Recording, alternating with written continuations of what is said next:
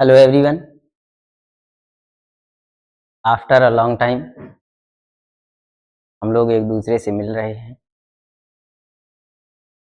तो हम लोग अब शुरू करने वाले हैं आप लोगों के लिए बोर्ड एग्ज़ाम के लिए जो इम्पोर्टेंट क्वेश्चंस हैं उनको डिस्कस करेंगे। कुछ थ्योरीज हैं उनको भी डिस्कस कर लेंगे, कुछ डेफिनेशंस हैं उनको भी यहाँ डिस्कस करेंगे, और जो अनसॉल्व क्वेश्चंस के कुछ न्यूमेरिकल्स हैं वो भी सारे के सारे यहाँ पर हम लोग डिस्कस करेंगे, लेकिन एक ही वीडियो में नहीं, धीरे धीरे करके। तो आज एक छोटा सा सेशन रहेगा इंट्रोडक्शन के तौर पर, जिसको हमें यहाँ डिस्कस करना है। ठीक है, तो आप लोग और हम लोग बिल्कुल कमर कस लें, बहुत ज़्यादा दिन बचा नहीं है, 1 महीने लगभग बचे हुए हैं एग्ज़ाम्स के। आप लोगों के शायद फरवरी में स्टार्ट हो जाएंगे एग्ज़ाम्स। तो ये 1 महीना आप लोगों के लिए और हम लोगों के लिए भी बढ़िया है। आराम से आप लोग घर में बैठ के तैयारी करें। तो बिना समय गंवाए स्टार्ट करनी है। ठीक है, चलो शुरू करते हैं। सबसे पहले तो हम ये देखें कि इसमें हम लोगों को, जैसा कि आप लोगों को पता है, केमिस्ट्री में 4 चैप्टर हैं हमारे। जो पहला चैप्टर है, तो पहला चैप्टर हमारा यही है, chemical equations, chemical reactions and equations. ठीक है, दूसरा चैप्टर है आपका एसिड बेस एंड सॉल्ट, और थर्ड चैप्टर है मेटल एंड नॉन मेटल, और फोर्थ चैप्टर है आप लोगों का ऑर्गेनिक केमिस्ट्री का है। ठीक है, तो वो 4 चैप्टर हम लोगों को यहाँ डिस्कस करने हैं। तो आज हम पहले चैप्टर की कुछ इम्पोर्टेंट डेफिनेशंस डिस्कस करेंगे। ठीक है, तो शुरू करते हैं।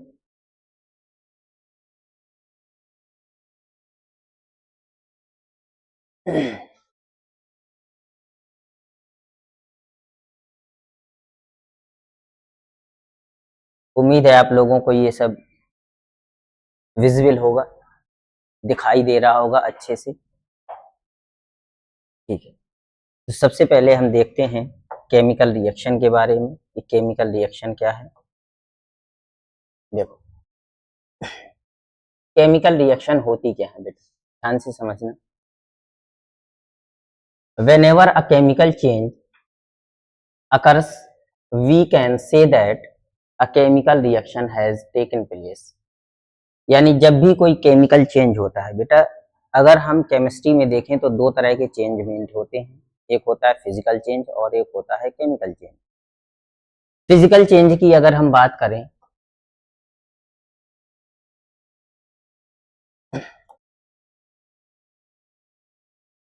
फिजिकल चेंज, और दूसरा होता है केमिकल चेंज।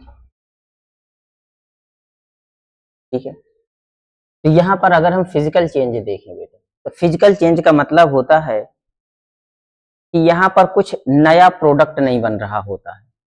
कोई चीज छोटी है, बाद में बड़ी हो गई है, कुछ परिवर्तन हुए हैं, लेकिन फिजिकली परिवर्तन हुए हैं। तो ये सब क्या होते हैं, ये फिजिकल चेंज होते हैं। केमिकल चेंज का मतलब है कि कुछ नया प्रोडक्ट बन रहा है। जब तक कुछ नया ना बने तब तक वो केमिकल चेंज की कैटेगरी में नहीं आता है। ठीक है, जैसे अगर हम ये कहें एग्जाम्पल, केमिकल चेंज का एग्जाम्पल लें, तो सांस लेना हमारा क्या है बेटा, रेस्पिरेशन केमिकल चेंज है। हमारा डाइजेस्टिव सिस्टम यानी डाइजेशन केमिकल चेंज है। जब हम रेस्पायर करते हैं यानी सांस लेते हैं, तो ऑक्सीजन हम इनटेक करते हैं, और जो हमारी कार्बन डाइऑक्साइड होती है वो बाद में बाहर निकलती है। तो ऑक्सीजन अंदर गई है और कार्बन डाइऑक्साइड बाहर आई है। तो ये कुछ नया चेंज हो रहा है। तो यहाँ पर हम क्या कहेंगे, हमारा क्या हो जाएगा, केमिकल चेंज हो जाएगा। ठीक है, तो ज्यादातर यानी हम कह सकते हैं कि जब तक कुछ नया ना बने, जैसे अगर हम एक सॉरी, अगर हम मैग्नीशियम को देखें बेटा, मैग्नीशियम को या मैग्नीशियम रिबन होती है, उसको जब हम बर्न करते हैं तो यहाँ से क्या बनेगा, मैग्नीशियम ऑक्साइड बनता है। मैग्नीशियम ऑक्साइड का व्हाइट पाउडर बनता है बेटा, क्या बनता है, व्हाइट पाउडर बनता है। तो ये मैग्नीशियम ऑक्साइड का जो व्हाइट पाउडर है, यानी ये कुछ नया बना रहा है। क्या बना रहा है, कुछ नया फॉर्म कर रहा है। ठीक है, तो जैसे अब हम लोग हैं, तो हम लोग अभी छोटे थे, अब छोटे से हम लोगों के हाथ पैर बड़े हो गए हैं, स्ट्रक्चर थोड़ा सा डेवलप हो गया है, बड़ा हो गया है, तो हम लोगों का साइज बड़ा हुआ है बेटा। ठीक है, जैसे ग्रोथ ऑफ ट्री। अच्छा, बीज से पेड़ का निकलना बेटा, ध्यान से सुनना। बीज से जो सीड होते हैं, हमने सीड को जमीन में क्या कर दिया है, गाड़ दिया है। अब उससे जो ग्रो हुआ है पेड़, वो तो हमारा क्या हो जाएगा, केमिकल चेंज हो जाएगा।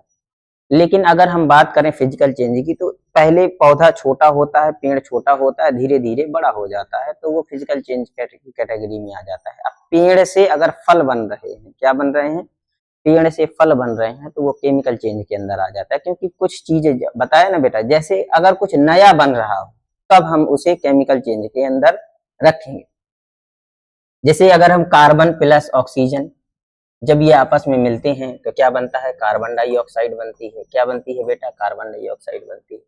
तो ये हमारे केमिकल चेंज होते हैं, और जिस चीज में केमिकल चेंज आ जाता है उसे हम केमिकल रिएक्शन कहेंगे। तो बेटा वही लिखा हुआ है, whenever a chemical change occurs we can say that a chemical reaction has taken place. यानी जब भी कोई किसी केमिकल रिएक्शन में, उसी को हम केमिकल रिएक्शन कहते हैं, यानी जब वो केमिकल चेंज होता है। अगर केमिकल चेंज नहीं होता है, for example burning of candle. बेटा ध्यान से सुनना, इसमें एक क्वेश्चन बहुत ज्यादा पूछ लेता है। अगर हम पूछें बर्निंग ऑफ कैंडल, और सेकेंड एग्जाम्पल आपका हो जाएगा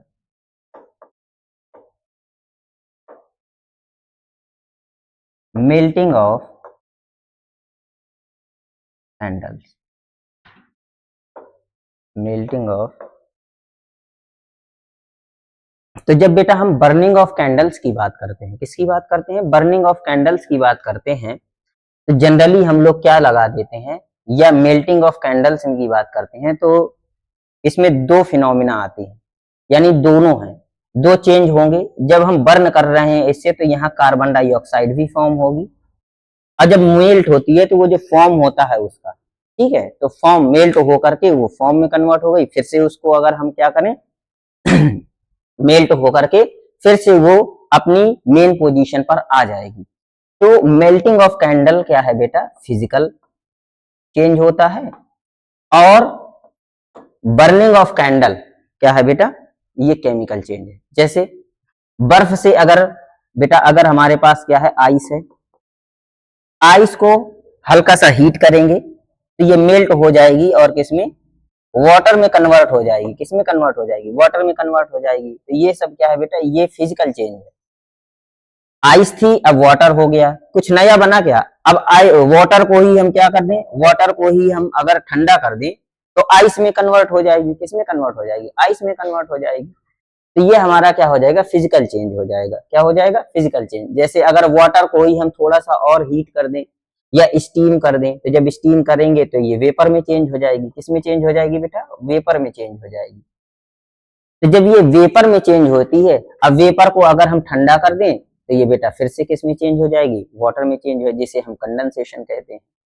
और आइस को जब हम वाटर में चेंज करते हैं तो इसे हम मेल्टिंग कहते हैं। क्या कहते हैं, मेल्टिंग कहते हैं।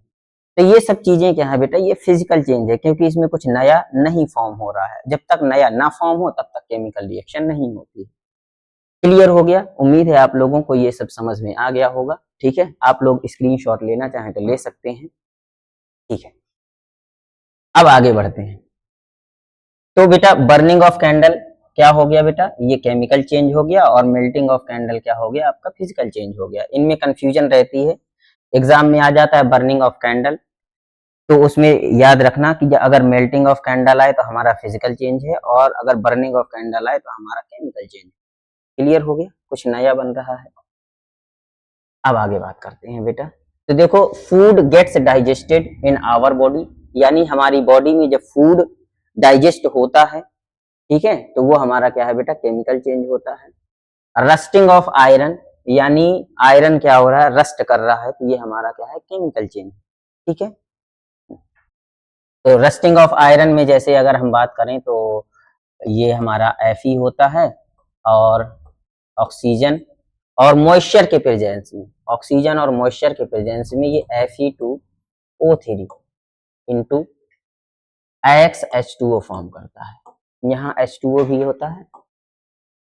तो रस्ट कब लगता है, जब Fe आयरन में रस्ट कब लगता है बेटा, ऑक्सीजन और नमी होती है, तो इसके प्रेजेंस में हमारा क्या बन जाता है, ये ब्राउन कलर का एक नया सब्सटेंस बन जाता है बेटा।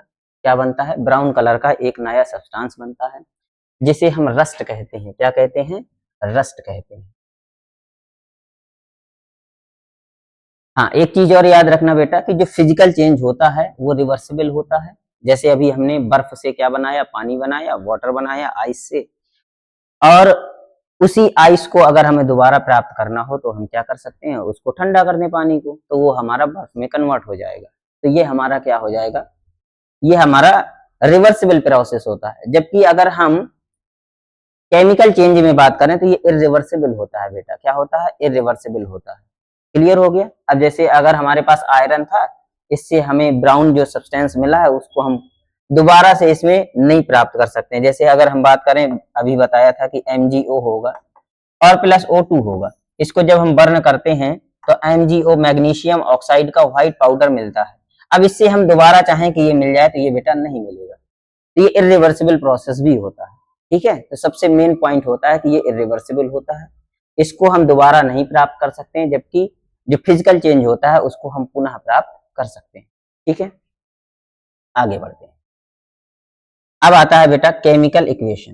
तो केमिकल इक्वेशन क्या होती है, ये जो केमिकल रिएक्शन है बेटा, इसी केमिकल रिएक्शन को लिखने का तरीका है।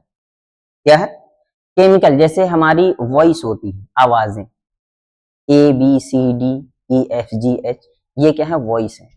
इनके लिखने के लिए हमने, जैसे मैंने कहा ए, तो ए की जो वॉइस आ रही है उसको हमने इससे लिखा है, ए से, यानी उसको रिप्रेजेंट करने का वे है ए, बी, सी, डी, ये हमारे क्या है, ये तो वॉइस है, आवाज है। क्या है बेटा, वॉइस है।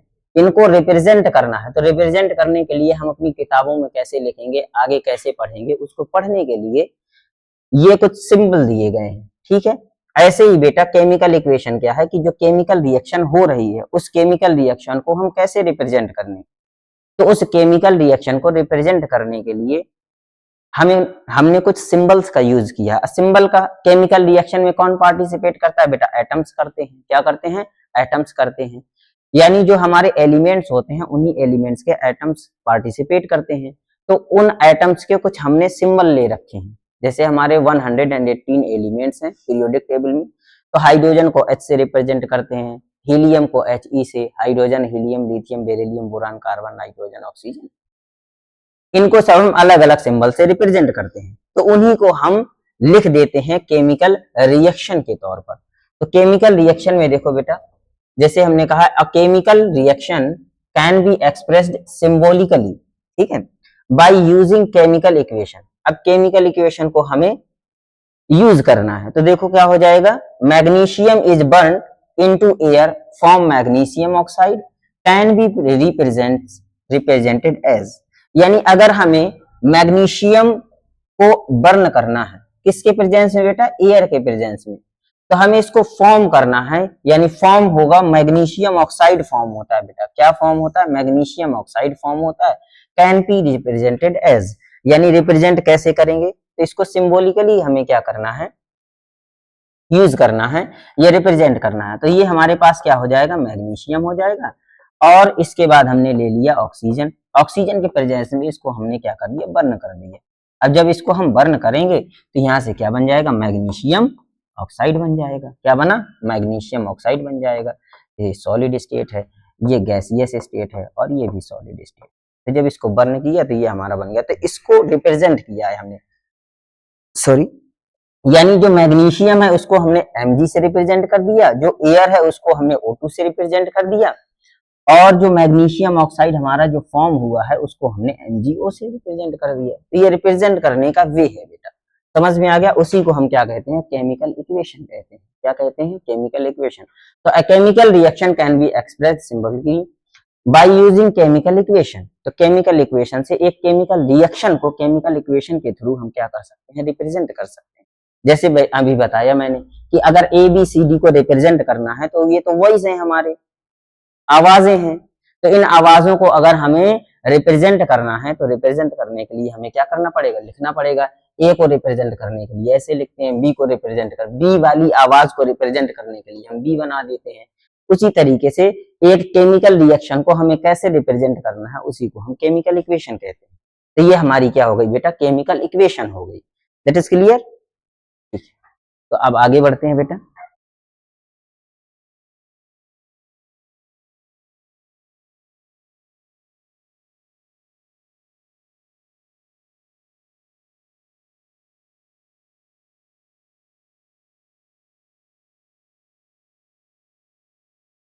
ठीक,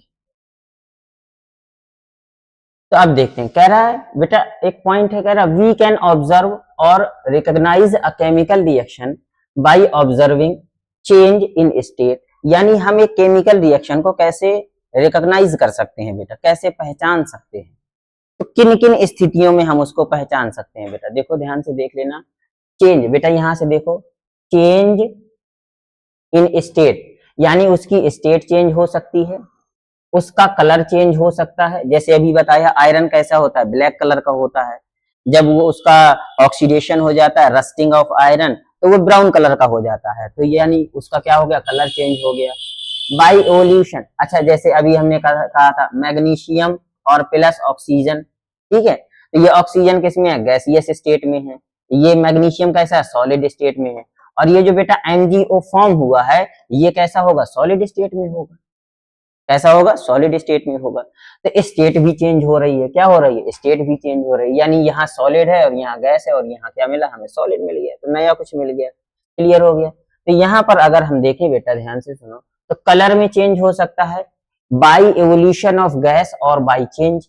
अच्छा, एवोल्यूशन ऑफ गैस यानी गैस इवॉल्व हो सकती है। फॉर एग्जाम्पल जैसे हमने यहाँ ले लिया है सोडियम। अब यहाँ हमने सोडियम मेटल ले लिया है, और इसको हम सोडियम मेटल को अगर हम ऑक्सीजन में, सॉरी H2O में क्या करें बेटा, यानी वाटर के साथ रिएक्ट कराएंगे। तो जब वाटर के साथ रिएक्ट कराते हैं तो यहाँ से क्या मिलेगा, यहाँ से हमें हाइड्रोजन गैस मिलेगी, और हाइड्रोजन गैस के साथ में हमें ये Na2O मिलेगा, Na2, ठीक है। सोडियम ऑक्साइड मिल गया और हाइड्रोजन गैस मिल जाएगी। तो सोडियम ऑक्साइड मिला और हाइड्रोजन गैस। हालांकि ये एक्सोथर्मिक रिएक्शन होती है, इसमें बहुत सारी हीट निकलती है। जैसे आप लोग अगर सोडियम को हम जब पानी में डालते हैं बेटा, तो ये ब्लास्ट करता है, क्या करता है, ब्लास्ट करता है, यानी एक्सप्लोजन का काम करता है। अगर किसी एसिड की रिएक्शन करा दो बेटा, जैसे मैंने H2SO4 ले लिया, क्या ले लिया, H2SO4 ले लिया। अब इस H2SO4 की रिएक्शन इससे करा दें बेटा, Na से करा दो। जब किसी मेटल से किसी अम्ल की रिएक्शन कराते हैं तो यहां से क्या बनेगा, Na2SO4 बनेगा, Na2SO4 फॉर्म हो जाएगा और हाइड्रोजन गैस बनेगी। तो गैस इवॉल्व हो रही है, क्या हो रही है बेटा, गैस का इवोल्यूशन हो रहा है। तो यहाँ भी हमारा क्या है, केमिकल चेंज है, यानी केमिकल रिएक्शन हो गई। चेंज इन टेम्परेचर, टेम्परेचर में चेंज हो जाता है। तो टेम्परेचर में चेंज होने का मतलब ये है, टेम्परेचर में चेंज होने का मतलब ये है कि टेम्परेचर चेंज हो रहा है। जैसे फॉर एग्जांपल अगर हमारे पास CaO है, क्या है हमारे पास, कैल्शियम ऑक्साइड है बेटा, क्या है, कैल्शियम ऑक्साइड है। इसको हम क्या कहते हैं, क्विक लाइम कहते हैं बेटा, क्या है हमारे पास, क्विक लाइम। इस क्विक लाइम को अगर हम H2O में डिजोल्व करते हैं, क्या करते हैं, H2O में डिजोल्व करते हैं, तो यहां से CaOH का होल ट्वाइस, CaOH का होल ट्वाइस मिलता है। यानी इसे हम क्या कहते हैं, इसे हम कहते हैं सिलेक्ट लाइम कहते हैं, कैल्शियम हाइड्रोक्साइड कहते हैं, जिसको हम सिलेक्ट लाइम कहते हैं।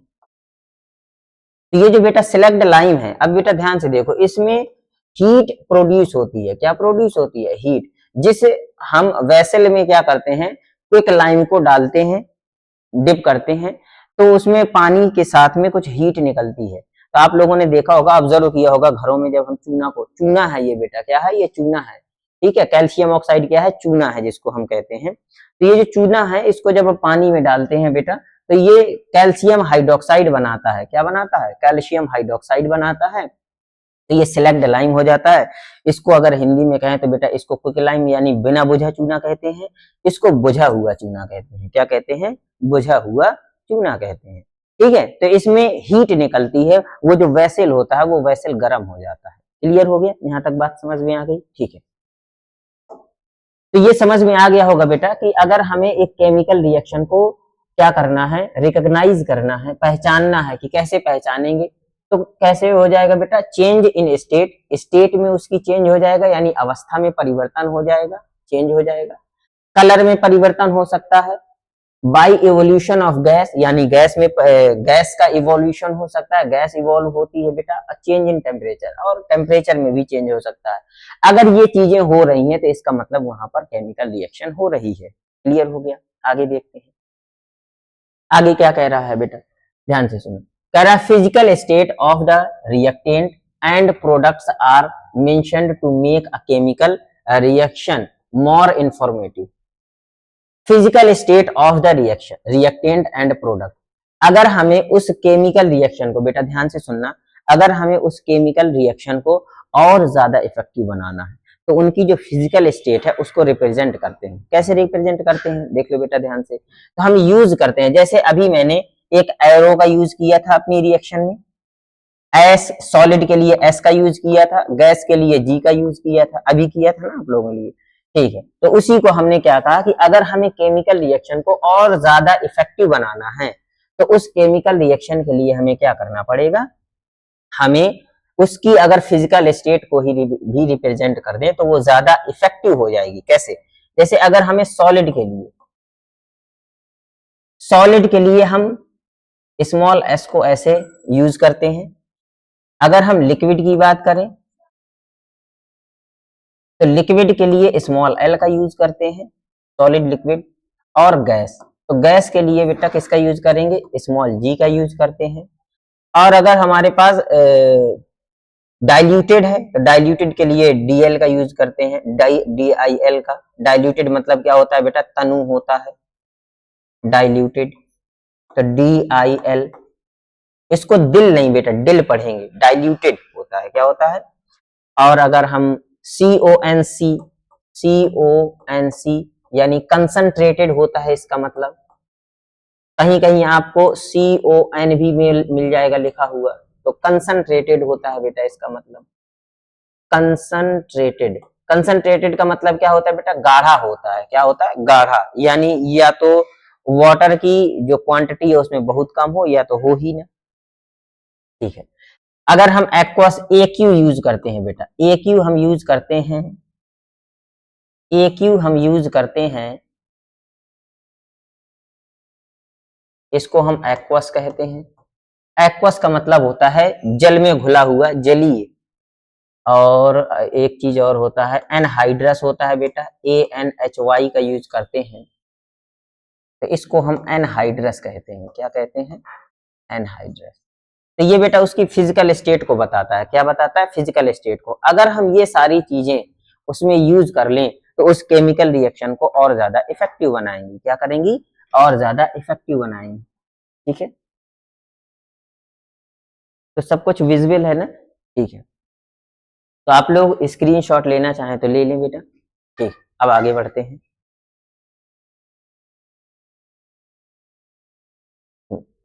अब देखते हैं बेटा बैलेंसिंग केमिकल इक्वेशन, ठीक है। अब आपके पास आ गया बैलेंसिंग केमिकल इक्वेशन,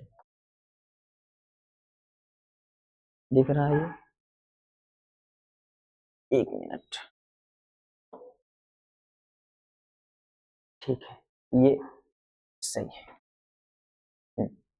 तो अब अगर हम देखें बैलेंसिंग केमिकल इक्वेशन, किसी केमिकल इक्वेशन को हम बैलेंस क्यों करते हैं बेटा, आप लोगों ने पढ़ा है law of conservation of mass, क्या पढ़ा है, law of conservation of mass.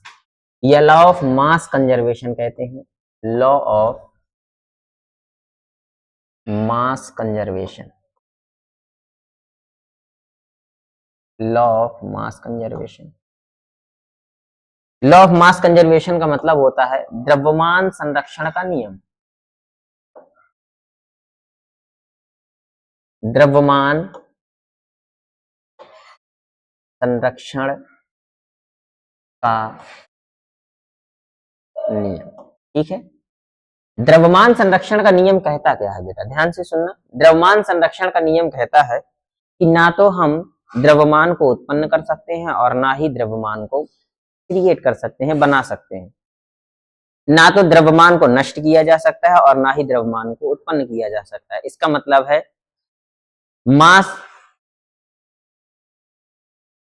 Mass can neither be destroyed, अगर इसकी डेफिनेशन कहें तो मास can neither create nor destroyed, nor destroyed. ठीक है, मास can neither be created nor destroyed, यानी मास को ना तो उत्पन्न किया जा सकता है और ना ही उसको नष्ट किया जा सकता है। तो law of conservation mass, law of mass conservation की वजह से हम केमिकल इक्वेशन को क्या करते हैं बेटा, बैलेंस करते हैं। क्या करेंगे, बैलेंस करेंगे। क्योंकि अगर हमारे पास एटम, नंबर ऑफ एटम्स यानी नंबर ऑफ रिएक्टेंट्स के एटम और नंबर ऑफ प्रोडक्ट्स एटम, यानी एटम के जो प्रोडक्ट के जो एटम है उनके नंबर और जो रिएक्टेंट के जो एटम है उनके नंबर अगर इक्वल होंगे तभी हमारा क्या होगा, मास कंजर्व होता है। क्या होता है, मास कंजर्व होता है। तो अगर हम यहाँ पर रिएक्शन देखें बेटा, ध्यान से सुनो, जैसे अभी मैंने एक रिएक्शन लिखी थी MgO, यहां पर हमने लिखा MgO। ठीक है, तो यहां पर मैग्नीशियम की अगर देखें तो मैग्नीशियम हमारा सॉलिड होता है, ये हमारा गैस है और ये हमारा सॉलिड है, व्हाइट पाउडर बनता है, ये मैग्नीशियम है।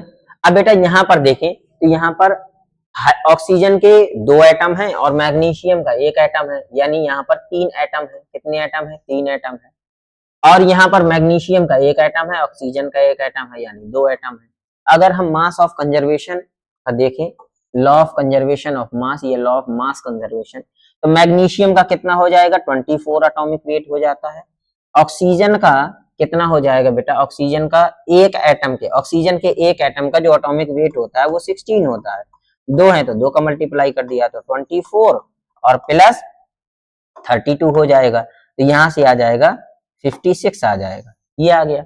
अगर हम यहाँ देखें तो इसका क्या हो जाएगा, मैग्नीशियम का हो जाता है 24 प्लस 1 ऑक्सीजन है तो 16 हो जाएगा, तो 0 और 4, तो यहाँ से कितना आया, 14 आ गया। कितना आ गया, सॉरी 40 आ गया। यहाँ 40 है, यहाँ क्या ये इक्वल है, तो ये इक्वल नहीं है बेटा। क्या नहीं है, ये इक्वल नहीं है, और इक्वल नहीं है तो ये लॉ ऑफ मास कंजर्वेशन का वो क्या नहीं कर रहा है, फॉलो नहीं कर रहा है।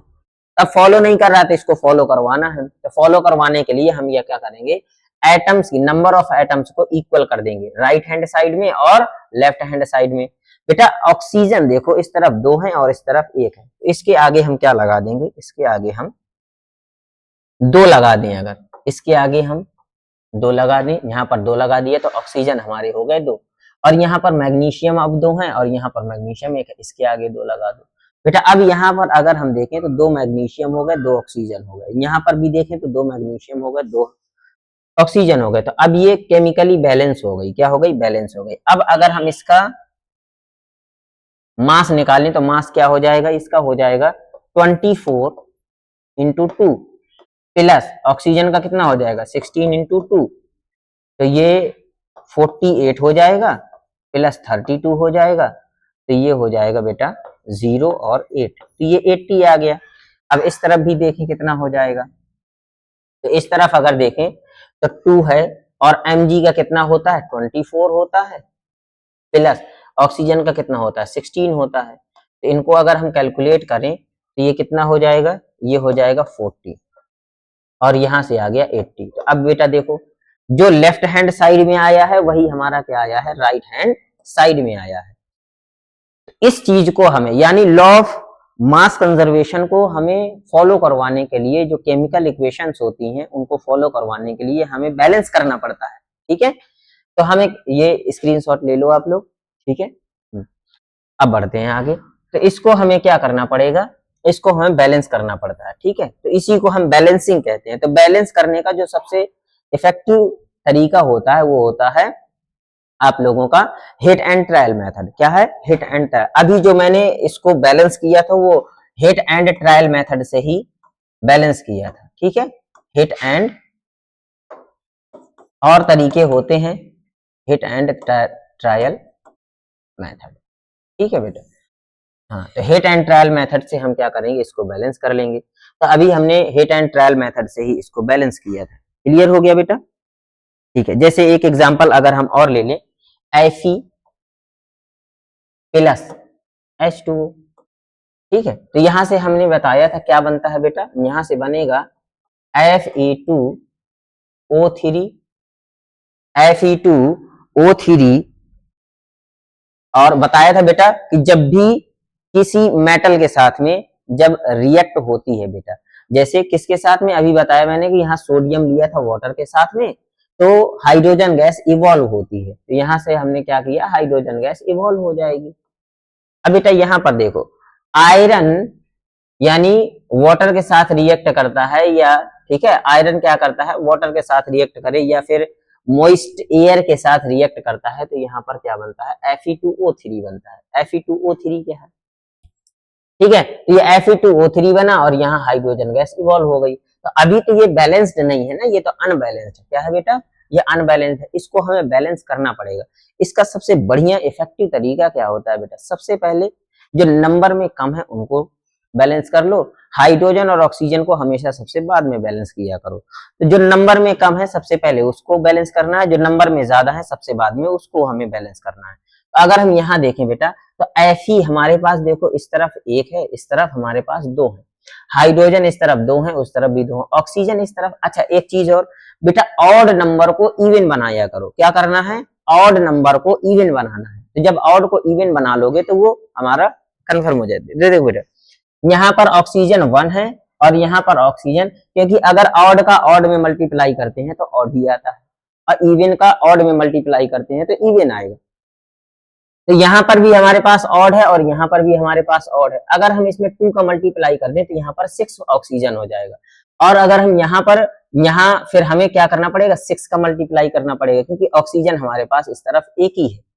और यहाँ पर हमारे पास कितने हैं, 4, F2 कितने हैं, 2 हैं। अगर यहाँ हम 2 करें, जैसे बेटा फॉर एग्जाम्पल अगर हम यहाँ 2 कर दें, ठीक है, तो यहाँ तो 2 ऑलरेडी है, लेकिन अगर ऑक्सीजन के लिए हम यहाँ 3 कर दें, कितना कर दें, 3 कर दें। अब बेटा यहाँ कितना हो गया, ऑक्सीजन हमारे पास 3 हो गए और 3 2 जा 6 हो गया। अगर हम यहाँ 3 लगा दें बेटा, यहाँ 3 लगा दो, अब ये बैलेंस हो गई, 3 2 जा 6 हो गया। तो जो बैलेंस्ड रिएक्शन आएगी बेटा वो ये आ जाएगी, 2Fe plus 3H2O gives Fe2O3 plus 3H2। अब देखो बेटा क्या ये बैलेंस्ड है, तो 2Fe हमारे पास इस तरफ है, 2Fe हो गए, 3 2 जा 6 H2 है, 3 2 जा 6 H2 हो गए, और Fe2O3 हो गया, और 3 यानी 3O2 है और यहाँ भी 3O2 हो गया। तो ये हो गई बैलेंस्ड रिएक्शन। ये हमारी क्या थी, पहले अनबैलेंस्ड थी और ये हमारी हो गई बैलेंस्ड रिएक्शन। अगर ऐसा नहीं करते तो ये लॉ ऑफ मास कंजर्वेशन का फॉलो नहीं करती, इसलिए हमने ये करना। तो we balance the chemical equation so that number of atoms of each elements involved in the reaction remain same at the reactant and product side। यानी जो रिएक्टेंट है और जो प्रोडक्ट है उनमें जो एटम्स के नंबर हैं उनको हमें क्या करना है, इक्वली ये बैलेंस करना है। दोनों तरफ जब बराबर होंगे तभी वो लॉ ऑफ मास कंजर्वेशन का फॉलो करेंगे, अदरवाइज वो फॉलो नहीं करेंगी। तो इस चीज को हमें क्या करना है, बैलेंस करना कहते हैं। तो हमें बैलेंस करने सबसे अच्छी तरीका होता है बेटा, इसका जो वे है, इफेक्टिव वे है, वो हिट एंड ट्रायल मेथड है। क्या है, हिट एंड ट्रायल मेथड है। क्लियर हो गया? इसको आप लोग स्क्रीनशॉट ले लो या फिर नोट डाउन कर लो। तो यहां तक क्या था बेटा, यहां तक जो केमिस्ट्री होती है, केमिस्ट्री का ये थोड़ा सा इंफॉर्मेशन वाला होता है। यहाँ से भी एक दो नंबर के क्वेश्चन पुट हो जाते हैं इन सारी चीजों से, ये 3 नंबर तक के। तो आप लोग इसको ध्यान से देखिएगा, ठीक है। अब हम कुछ केमिकल रिएक्शंस के बारे में डिस्कस करते हैं।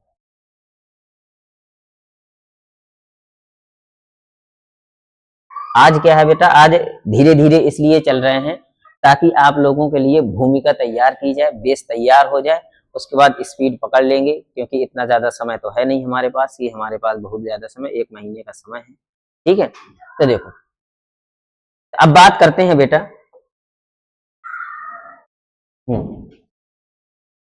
कुछ रिएक्शंस होती हैं। अब हमने क्या पढ़ लिया, हमने यहाँ पर हमने पढ़ा कि केमिकल रिएक्शंस क्या होती हैं और केमिकल इक्वेशंस क्या होते हैं, ठीक है। और उन केमिकल रिएक्शंस को पहचानना कैसे होता है, और फिर हमने पढ़ा कि जो बैलेंस है, केमिकल इक्वेशन को बैलेंस करने कैसे करते हैं। तो ये सारी चीजें हमने अभी डिस्कस की है।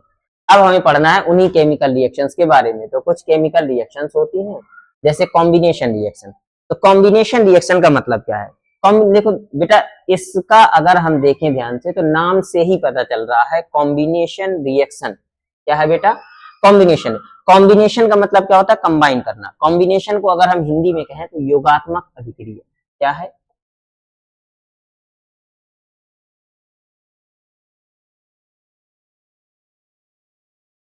योगात्मक अभिक्रिया। अब नाम से ही पता चल रहा है, योग आ रहा है, कंबाइन करना आ रहा है। योग मतलब योग कर देना। योग का मतलब क्या है, जब दो लोग आपस में मिलते हैं तभी तो नया प्रोडक्ट बनता है। अगर दो लोग जब तक नहीं मिलेंगे तब तक प्रोडक्ट कैसे बन जाएगा। यानी आपस में दो लोग मिलेंगे, क्या करेंगे, आपस में बेटा जब दो लोग मिलते हैं तभी क्या बनता है, नया प्रोडक्ट बनता है। इसी को हम क्या कहते हैं, कॉम्बिनेशन कहते हैं, यानी कंबाइन होना कहते हैं। The reaction in which two or more substance, the reaction in which two or more substance combine to form new single substance, या फिर हम कह सकते हैं only one substance, यानी केवल एक बनाएगा बेटा। यानी हम अगर हम कहें तो जब दो या दो से अधिक, बेटा ध्यान से सुनना, दो या दो से अधिक जब सब्सटेंस आपस में क्या करते हैं, कंबाइन होते हैं और केवल एक नया सब्सटेंस बनाए, क्या बनाए, केवल एक नया सब्सटेंस बनाते हैं, तो उसे हम क्या कहते हैं, कॉम्बिनेशन रिएक्शन कहते हैं। जैसे फॉर एग्जांपल अगर हम कहें ए प्लस बी, तो ये ए व्यक्ति है और ये बी व्यक्ति है, ये दोनों आपस में कंबाइन हुए, इन दोनों ने सी को जन्म दिया है। किसको जन्म दिया है बेटा, सी को जन्म दिया है, ठीक है। ये ए व्यक्ति है, ये बी व्यक्ति है, ये दोनों आपस में मिले और यहाँ पर सी क्या हुआ है, इनको सी को जन्म दे दिया इन्होंने। जैसे अभी मैंने बताया था, कॉम्बिनेशन का मतलब क्या होता है, कंबाइन हो जाना। इसके अलावा और कुछ नहीं मिलेगा, सिर्फ एक सिंगल सब्सटेंस मिलेगा, इसके अलावा कुछ मिल रहा है तो वो कॉम्बिनेशन रिएक्शन नहीं होगी। यानी दो हो, तीन हो, चार हो, जितने भी मिल रहे हैं, केवल एक प्रोडक्ट मिलना चाहिए हमें। जैसे अभी अगर हम नॉर्मली उसी का एग्जांपल ले लें बेटा, जैसे अभी बताया था, मैग्नीशियम रिबन को अगर हम बर्न करते हैं तो केवल एक व्हाइट पाउडर मिलता है हमें मैग्नीशियम ऑक्साइड का। मैग्नीशियम ऑक्साइड का क्या मिलता है, व्हाइट पाउडर मिलता है। तो ये देखो, दो सब्सटेंस थे यहाँ, एक मैग्नीशियम था, एक ऑक्सीजन था, और यहाँ पर क्या मिल गया हमें, मैग्नीशियम ऑक्साइड केवल एक मिला है। दूसरी एग्जांपल अगर हम ले लें, अभी बताया था जैसे CaO, ये हमारे पास क्या है, क्विक लाइम है। इसको अगर हम वाटर में डिजोल्व करते हैं तो यहाँ से हमारा CaOH का होल ट्वाइस बनता है, यानी सिलेक्ट लाइम बनता है। तो यहाँ भी दो थे बेटा और दो से क्या मिल गया, एक बन गया है। अगर एक एग्जांपल और ले लें बेटा, जैसे कार्बन है और ये ऑक्सीजन है, तो ये मिलकर हमें क्या बनाएंगे, कार्बन डाइऑक्साइड बनाएंगे। तो कई सारे एग्जांपल हो सकते हैं। तो ये हमारी क्या है, कॉम्बिनेशन रिएक्शन है, यानी the reaction in which two or more substance combine each other and या combine together and form only one substance, that is called combination reaction. That is clear or not, ठीक है। जैसे Ca, example क्या देगा, CaOH का whole twice, यानी ये जो सिलेक्ट लाइम है, is used for white washing walls. It react with CO2 to form CaOCO3 and gives shiny finish to wall।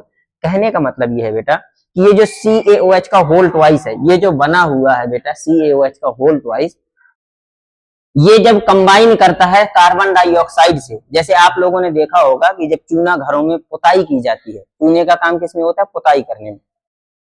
Sorry, पहले इसको क्या किया जाता है? पहले इसको पानी में डिप करके रखा जाता है, तो ये जब फूल जाता है इसके बाद उसको क्या किया जाता है? दीवारों में पुताई के काम में पेंट किया जाता है। तो जब पेंट करते हैं तो जब गीला होता है, ये दीवारों में जब तक गीला रहेगा तब तक ये थोड़ा सा डल होता है, और जैसे ही इसमें धूप लगती है और ये सूख जाता है बेटा, तो इसमें क्या होता है? शाइनिंग आना स्टार्ट हो जाती है। किस पर? वॉल्स पर, यानी दीवारों पर शाइनिंग आना स्टार्ट हो जाती है। वो होता क्यों है इसको आप लोग नोट कर लें, इसके बाद हम देखते हैं, ठीक है।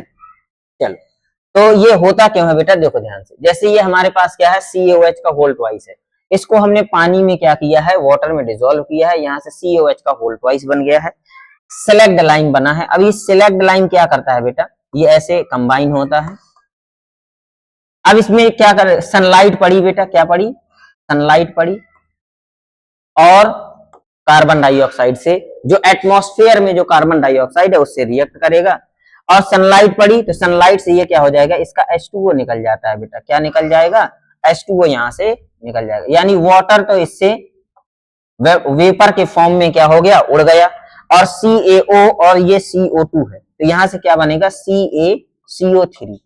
कैल्शियम कार्बोनेट जो सॉलिड होता है ये फॉर्म हो जाता है, कैल्शियम कार्बोनेट फॉर्म होता है बेटा। अगर हम देखें तो ये जो कैल्शियम कार्बोनेट होता है इसकी प्रॉपर्टी में होती है शाइन करना, यानी कैल्शियम कार्बोनेट ये मार्बल का, जैसे संगमरमर का पत्थर होता है ना, मार्बल का जो फॉर्मूला होता है, केमिकल फॉर्मूला होता है, वो यही होता है Ca। तो आपने देखा होगा मार्बल क्या होता है? शाइन करता है, इसी वजह से इसमें शाइनी प्रॉपर्टी होती है। तो ये जो सनलाइट के कांटेक्ट में आता है तो कार्बन डाइऑक्साइड से रिएक्ट करता है, वाटर को वेपर के फॉर्म में निकाल देता है, और कैल्शियम कार्बोनेट फॉर्म करता है। क्या फॉर्म करता है?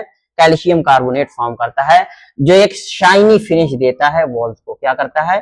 शाइनी फिनिश देता है वॉल्स को, ठीक है। तो उम्मीद है आप लोगों को यहां तक समझ में आ गया होगा, कोई भी डाउट नहीं होगा। तो ये लो आप लोग नोट डाउन कर लें। तो बेटा आज का लेक्चर हम यहीं तक रखते हैं, तो कोशिश करिए कि आप लोग पढ़ते रहिए। अगर जैसा भी आप लोग, अगर नोट्स की बात आती है तो अगर नोट्स के लिए होगा तो देखो प्रोवाइड कराएंगे आप लोगों को, या फिर आप लोग जैसे ये नोट्स हैं तो प्रिंटेबल नोट्स हैं, आप लोग स्क्रीनशॉट लेके, ज्यादा शॉर्ट नोट्स हैं, बहुत ज्यादा टिपिकल नोट्स नहीं है, शॉर्ट नोट्स हैं, आप लोग खुद से राइट भी कर सकते हैं, ठीक है। तो कोशिश करिए, और अगर कोई डाउट आता है या आपके मन में कोई डाउट हो, या हम इसको और कैसे बेहतर कर सकते हैं, तो आप लोग कमेंट बॉक्स में जाकर के कमेंट कर सकते हैं, ठीक है। जय हिंद।